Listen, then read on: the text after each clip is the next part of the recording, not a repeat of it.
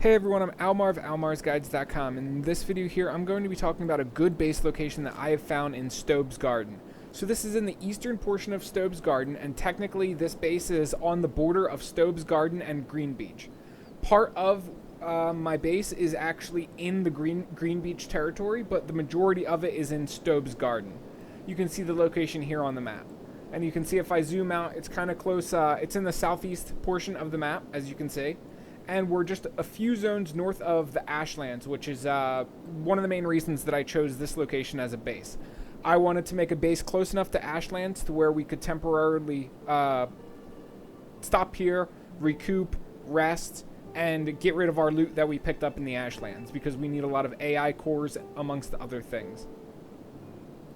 So there's a few unique quirks about this base that I will mention during this video. For now, just take one last look at the map, because I probably won't show you the map location again. As you can see, we're in the easternmost portion of Stobe's Garden. As far as enemies, you can see there's a few Reaver camps nearby. Reavers are going to be the most annoying thing that you're going to have to deal with here. If you hit the Skin Bandits nest to the south, then you're going to have Skin Bandits bothering you constantly at this location too. So keep that in mind. Aside from Reavers, you will also get Crab Raiders that will bother you here. However, Crab Raiders will not bother you if you are friendly with that faction, so keep that in mind. As far as the resources and everything else at this location, let me hit Prospect and show you. You can see the fertility is very nice all over the place. Water is great all over the place as well. Stone is going to be hit or miss in some areas.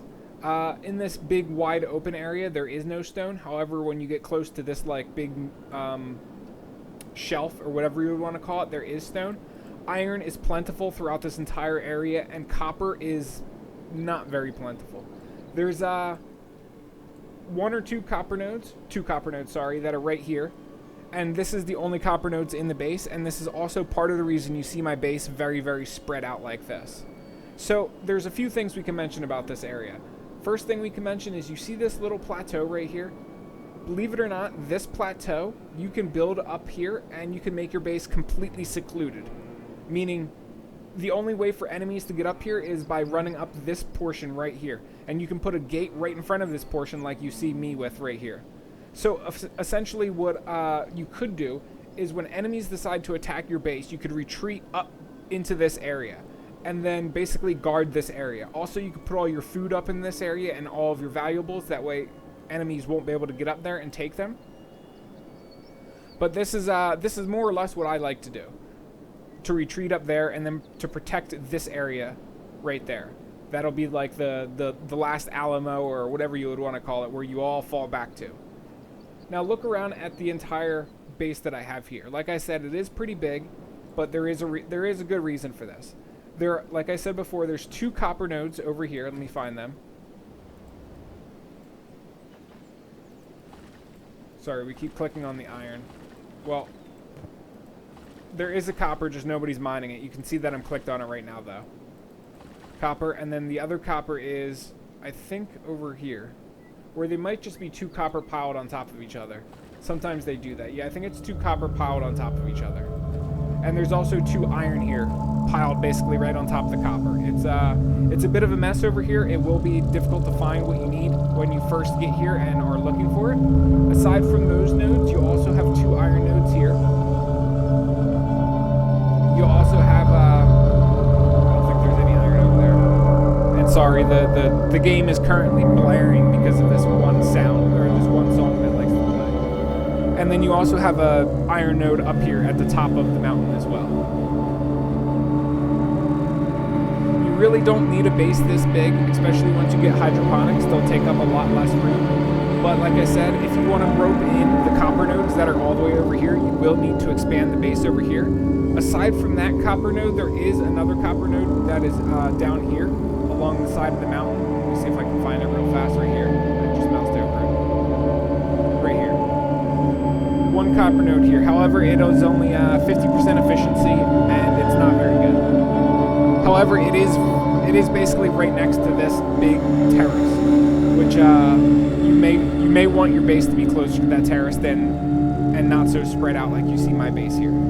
So as far as base raids go, you're going to be getting Reavers here. You're also going to be getting Skin Bandits. Like I said, if you hit the Hornet's Nest in the south and you activate the Skin Bandits.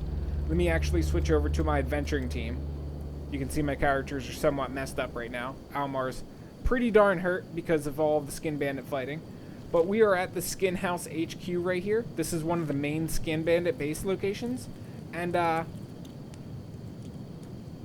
what's wrong with Chad?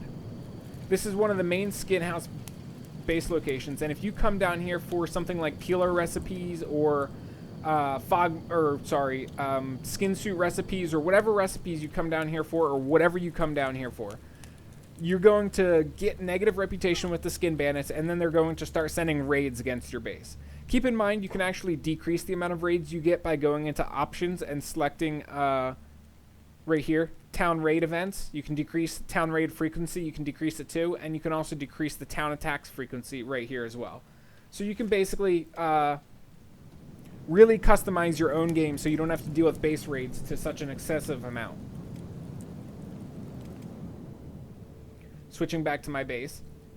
As far as everything else goes at this base, there is enough iron here for you to support a lot of different iron productions. I have weaponsmithing, armor smith, and I'm also making a ton of robotic limbs as well as a ton of skeleton repair kits and other crafting necessities. You can see Agnew, he has quite a few skeletal limbs all stockpiled up because I needed a lot of right legs because I got a bunch of left legs but not enough right legs.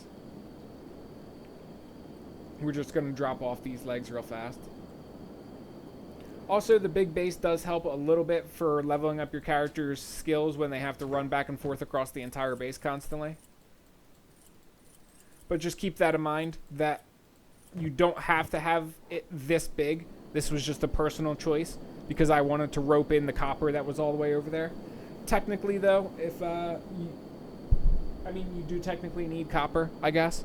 So you can mine the copper outside your base, or you can mine the copper over there, and only instead of building the base all the way out there, just like drag the copper all the way back to your base. There's plenty of choices and plenty of different things you can do. So let me click on Cat real fast. We're going to run him over here, and we're going to show you prospecting one last time before I end this video. So you can see Stobe's garden is 100% arid, which doesn't give you much opportunity to grow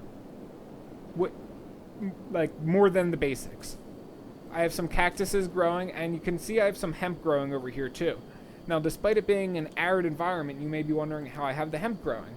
That's because right where the hemp is growing, it's actually Green Beach and not Stobe's garden. And that's what I was saying earlier in the video, where my base is kind of half built in Stobe's garden and half built in Green Beach. I have access to the Green Beach's environment through these farms outside. Of course, if you pass the farms and you're using hydroponics, you don't need to worry about the environment. You can just grow whatever you want anyway. To a certain extent, there's, I think, 2 crops you can't grow with hydroponics, so you'd have to keep that in mind. But anyway, that's really all there is to it.